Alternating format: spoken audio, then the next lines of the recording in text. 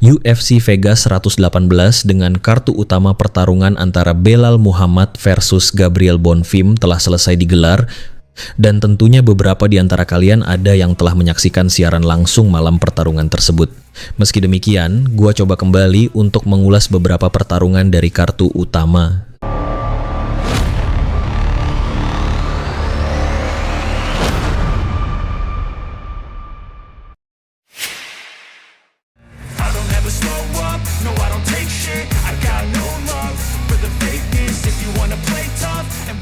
Kalau lu sempat nonton UFC Vegas 118, ada satu momen yang bikin banyak orang melongo.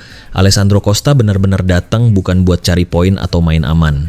Dia masuk ke oktagon dengan niat jelas, nyelesain pertarungan secepat mungkin. Lawan yang dihadapinya juga bukan kaleng-kaleng, yaitu Matt Schnell, petarung berpengalaman yang sudah lama warawiri di divisi flyweight UFC. Tapi hari ini, Costa kelihatan berada di level yang berbeda. Sejak bel pertama berbunyi, dia langsung menekan dengan tempo tinggi dan bikin Schnell gak pernah benar-benar nyaman menjalankan permainannya.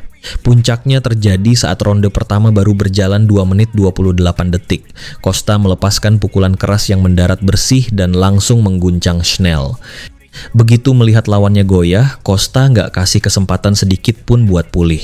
Dia langsung memburu, menjatuhkan Schnell ke kanvas, lalu menghujani dengan ground and pound brutal. Wasit yang melihat Schnell sudah tidak mampu memberikan perlawanan akhirnya bergerak cepat menghentikan pertarungan. TKO ronde pertama. Selesai sudah urusan malam itu. Kemenangan ini jadi pernyataan keras dari Alessandro Costa bahwa dirinya bukan sekadar pelengkap di divisi flyweight.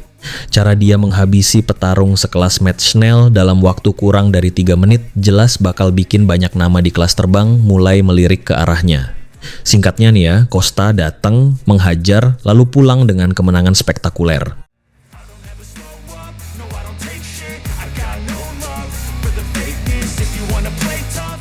Kalau ada penghargaan buat kemenangan paling absurd di UFC Vegas 118, nama Iwo Baraniewski wajib masuk nominasi teratas. Soalnya yang satu ini benar-benar bikin penonton bengong cuma dalam hitungan detik loh. Sebelum laga dimulai, banyak yang ngira duel lawan Junior Tafa bakal jadi perang pukulan kelas berat ringan. Maklum, dua-duanya dikenal punya daya ledak yang berbahaya. Tapi ternyata Baraniewski datang dengan rencana yang sama sekali berbeda. Petarung asal Polandia yang masih menjaga rekor sempurnanya itu nggak buru-buru cari adu bogem. Dia malah bermain sabar dan langsung mengincar senjata yang sering dianggap sepele, tendangan betis alias calf kick, dan ternyata itu jadi mimpi buruk buat Tafa.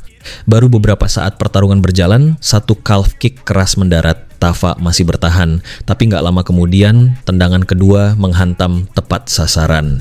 Saat itulah semuanya berubah. Kaki Tafa langsung bermasalah dan tubuhnya nggak mampu lagi menopang dengan normal. Melihat lawannya kesakitan dan kehilangan mobilitas, wasit akhirnya menghentikan pertarungan. TKO ronde pertama. Selesai. Bahkan sebelum pertarungan sempat memanas, semuanya sudah berakhir. Kemenangan ini makin mempertegas status Iwo Baraniewski sebagai salah satu prospek paling menyeramkan di divisinya. Dan yang lebih gila lagi nih ya, sepanjang karir profesionalnya, dia belum pernah merasakan bertarung melewati ronde pertama. Semua lawan selalu tumbang lebih dulu. Jadi kalau sebelumnya banyak orang belum terlalu mengenal nama Baraniewski, sekarang waktunya mulai memperhatikan. Karena petarung ini bukan cuma menang loh, tapi dia punya cara unik buat menghancurkan lawan. Dan malam itu, cuma dengan 2 tendangan betis, dia berhasil mengirim pesan keras ke seluruh divisi. Monster baru dari Polandia sudah datang.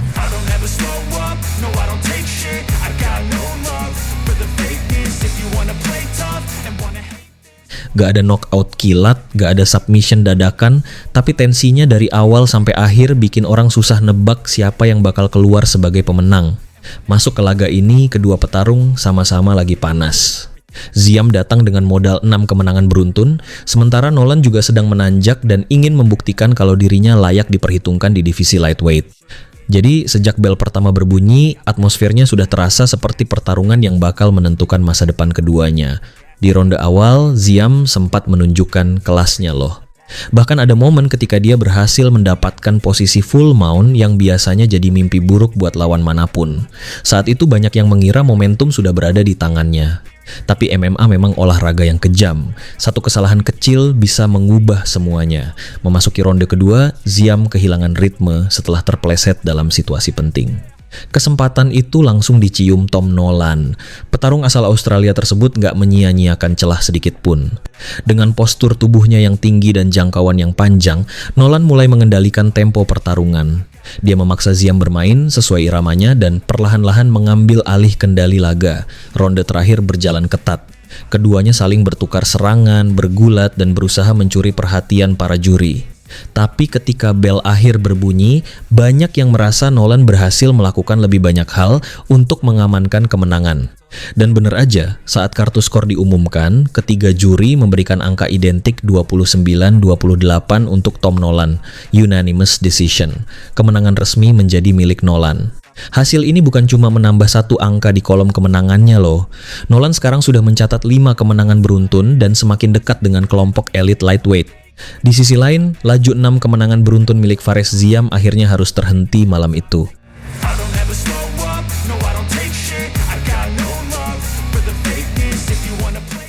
Komen event UFC Vegas 118 antara Brendan Allen dan Edmen Shahbazyan ini mungkin nggak berakhir dengan knockout brutal, tapi jangan salah, pertarungannya tetap keras dan penuh tekanan dari awal sampai akhir. Banyak yang mengira Allen bakal langsung mengandalkan senjata utamanya loh, yaitu gulat dan takedown. Makanya sejak ronde pertama, Shahbazyan terlihat sangat hati-hati. Dia terus menjaga jarak dan bersiap mengantisipasi kalau Allen mencoba menyeretnya ke bawah. Tapi disitulah kejutan datang. Allen malah memilih meladeni permainan berdiri. Dia aktif bertukar pukulan, bermain di clinch, melepaskan tendangan, dan sesekali melontarkan sikut yang bikin Shahbazyan kesulitan menemukan ritme. Pertarungan pun berubah menjadi perang fisik yang melelahkan bagi kedua petarung. Masuk ronde kedua, tensinya makin naik. Allen terus menekan dengan gaya bertarung yang rapi dan disiplin.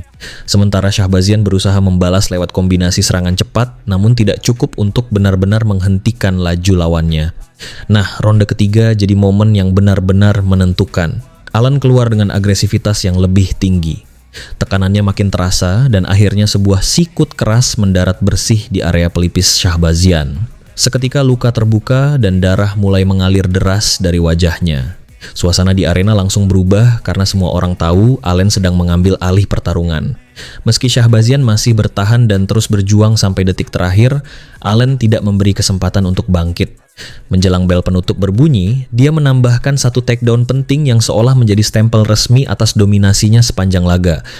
Saat hasil diumumkan, ketiga juri memberikan kemenangan kepada Brendan Allen dengan skor 32-7, 32-7, dan 29-28. Unanimous decision tanpa banyak perdebatan. Singkatnya nih ya, ini adalah malam di mana Brendan Allen menunjukkan kalau dirinya bukan cuma petarung grappling biasa.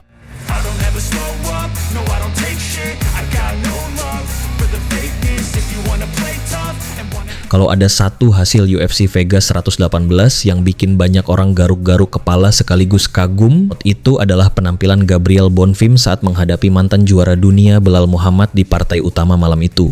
Jujur aja loh, sebelum pertarungan dimulai banyak yang masih menganggap Belal sebagai sosok yang lebih berpengalaman, tapi yang terjadi di dalam oktagon justru sebaliknya.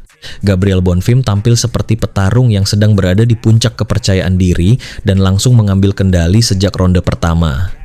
Dari awal sampai akhir, Bonfim terus memaksa Belal bermain dengan ritmenya. Dia aktif bergerak, agresif saat menyerang, dan jauh lebih efektif ketika melepaskan kombinasi pukulan. Belal memang berusaha membalas dan mencari celah, tapi hampir setiap kali momentum mulai terbentuk, Bonfim selalu punya jawaban. Yang paling mencolok adalah perbedaan efektivitas serangan mereka. Bonfim berkali-kali berhasil mendaratkan pukulan bersih yang membuat dirinya unggul dalam hampir setiap pertukaran. Sementara Belal terlihat kesulitan menembus pertahanan lawannya dan tidak pernah benar-benar menemukan momentum untuk membalikan keadaan. Memasuki ronde keempat dan kelima, suasana pertarungan mulai terasa berat bagi Belal. Bonfim tetap konsisten menekan, tetap disiplin menjalankan strategi, dan tidak memberi ruang sedikit pun bagi mantan juara itu untuk bangkit. 5 ronde berjalan, 5 ronde pula Bonfim terlihat selangkah di depan. Ketika bel akhir berbunyi, banyak penonton sudah bisa menebak hasilnya. Dan bener aja, ketiga juri memberikan skor identik 50-45 untuk Gabriel Bonfim, sebuah kemenangan mutlak yang menunjukkan betapa dominannya dia hari ini. Kemenangan ini memperpanjang rekor kemenangan beruntun Bonfim menjadi 5 laga berturut-turut loh, dan mengirim pesan keras ke seluruh divisi welterweight.